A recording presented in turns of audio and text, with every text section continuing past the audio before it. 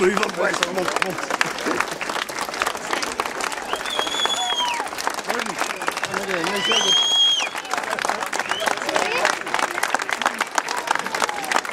There we go. I think it's wonderful. I think no better person to run for the presidency. No one has earned, you know, that entitlement more than Martin McGuinness. I've known him since he was in short trousers. I knew his mother, I knew his whole family. I think it's such a boost for the presidency, for the whole candidature thing. I think it's a boost for Derry. I think it's just amazing.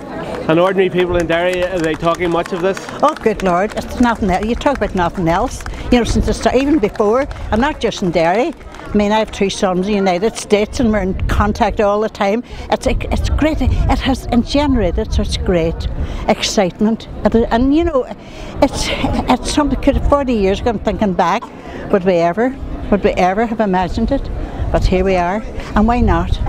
Isn't it time, you know, that somebody like Martin McGuinness, who's devoted his whole life, you know, no matter what the pundits say, about trying to make peace, about trying to reconcile the communities north and south, about trying to create a new Ireland, because that's really what we're about.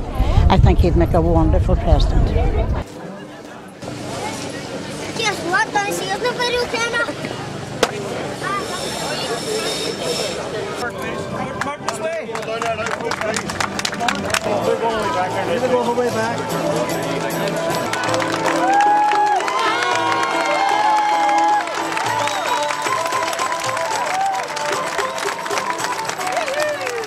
What a send-off, and I have to say I'm very, very deeply honoured that all of you, such a huge crowd, has come here to send me off on my journey around Ireland's 32 counties. A journey I'm looking forward to very much indeed. I'm really honoured to have on the platform all of the people who have been so much part of my life for a very, very long time. Father Michael Kenny, Reverend David Latimer. I'm also absolutely delighted that Stephen Kenny is here, the manager of Derry City.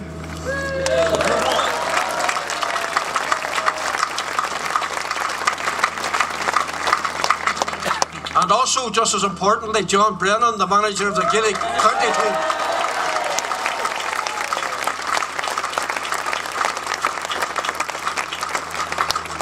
And two of the greatest footballers in Ireland, Paddy Bradley and Kevin McCloy.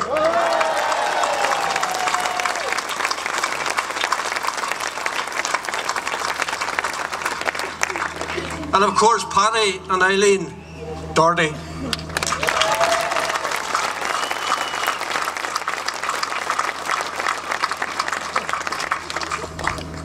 And we do go back a very, very long time, and I hold both those people in the very, very highest of regard. Absolutely honoured that when I come out of the house today in Westland Terrace, I walked onto Westland Street to see the banner from Civil Rights to a New Republic carried by the relatives of those who were killed on Bloody Sunday. That was a big honour for me to see that.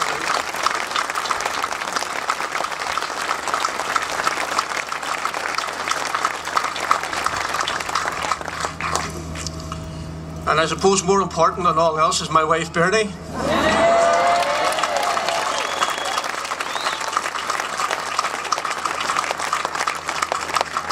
Who's the shy and private one of the family. And of course my daughters Grania and Fanula, and my sons Fiacre and Emmett, and my 5 grandchildren.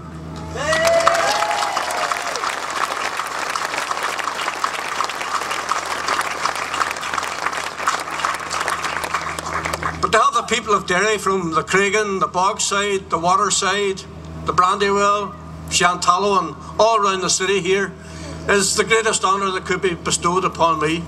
It's been a long and very hard and very difficult journey, and I mentioned the Bloody Sunday families, and I'm also very conscious that in this crowd there are many, many people who have lost loved ones as a result of the conflict, and my heart still, even after all those years, goes out to all of them.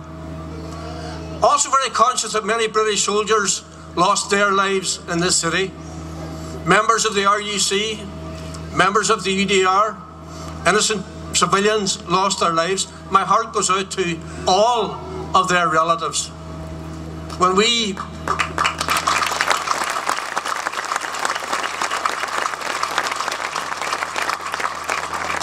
set out on our journey, I suppose for me, I was 18 years of age on the 5th of October 1968, when people marched in Duke Street for equality and for civil rights.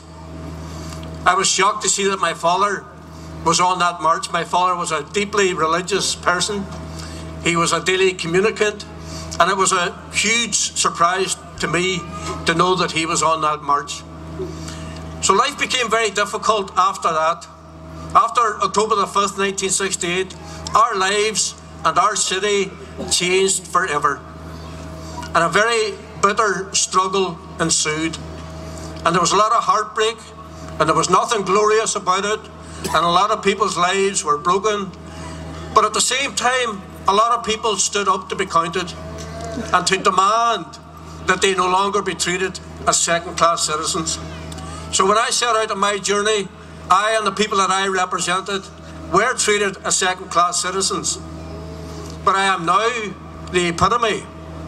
When I held the position of Deputy First Minister, a co-equal position with both Ian Paisley and Peter Robinson, the epitome of the fact that I am now, and you are all, first-class citizens in a first-class city.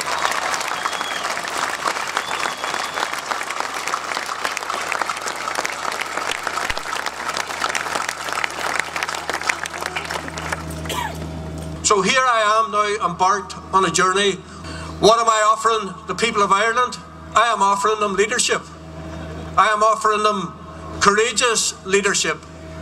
Because when I took a decision, I thought about the events of the last number of years, the economic crisis that exists throughout the island of Ireland, but particularly in the south. I thought about the selfishness and the greed of the speculators, of the bankers, and the mishandling of that situation by the politicians. And I said to myself, it's time for somebody to become a beacon of hope for the future. And that's why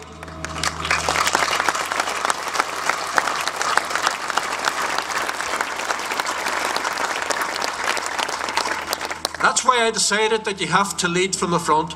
So I want to be a president for the people who have long lanes up to their houses in County Mayo and County Galway, whose sons had to leave in mass immigration from this island. I want to be a president for those people who find it difficult to find educational support for their children, or those people who have difficulty availing of health services. I want to be a president of the people. The second thing I want to do is use whatever international reputation I have. And Peter Robinson and I have used our reputations very successfully in the United States over the last number of years and bringing thousands of jobs from United States companies to the north of Ireland. I want to be able to walk into any boardroom in the United States and canvass foreign direct investment for the benefit of all of Ireland's 32 counties.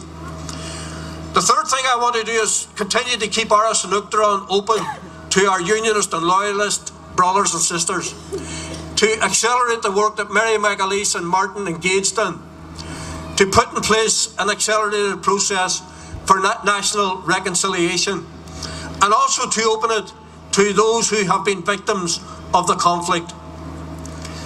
One of the most heartwarming experiences that I have had over the last number of days has been a number of people who have contacted me from both the unionist community and the nationalist community who have lost loved ones at the hands of the IRA.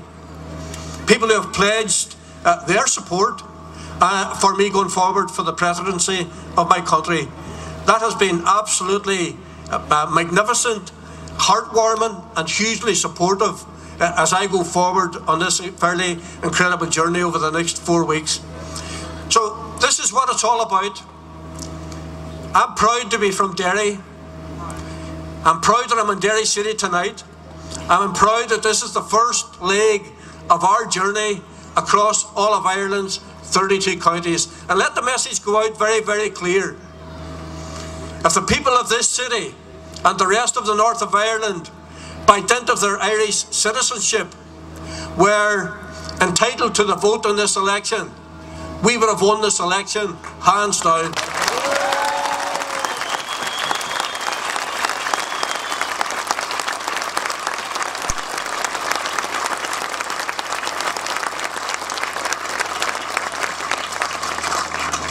So we'll see what happens.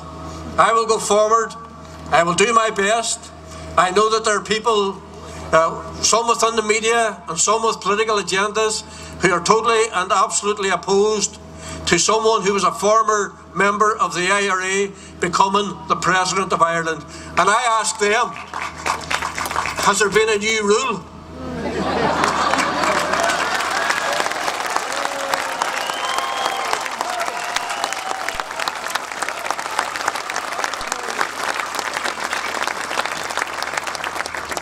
So the other reasons that I'm in this election is to let everybody know through Ireland's 32 counties that I am a Derryman, that I am from Derry City, and that we too are part of Ireland. Goramila Mila, my Maharta.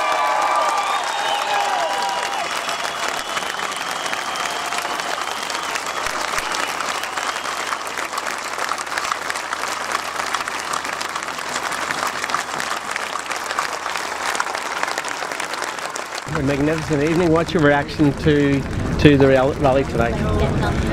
Oh, it's absolutely fantastic. I mean, several thousand people on the Bogside.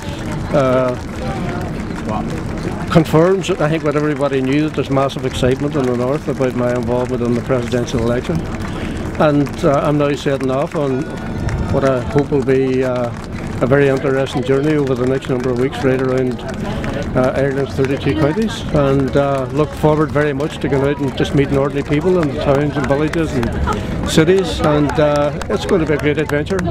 You mentioned that you were canvassing last night in North City and Dublin, in fact in Sheriff Street. What was the reaction of the people in that area? It was absolutely fantastic, and I mean it had a massive impact on me, because when you go into the youth clubs and the community centres and you see the people who are volunteering their work to give young people a life, it's absolutely heartwarming, but it stands in stark contrast to the speculators and the bankers and the greedy people, the selfish people who effectively destroy the economy in the south. So this is why I'm standing in the election. It's about standing up for people. It's about standing up for those people who are some of the most marginalised within society, standing up for people who have had to see their sons and daughters emigrate out of Ireland, standing up for those who are facing mass unemployment, and standing up by leading by example, by making it absolutely clear that I have no interest in a presidential salary, and that I am exploring the prospect that the presidential salary could actually be used to bring 6 unemployed young people off the dole queues and into employment. So I think that's the sort of leadership that people need at this time. Martin McGuinness, thank you very much indeed. Thank you.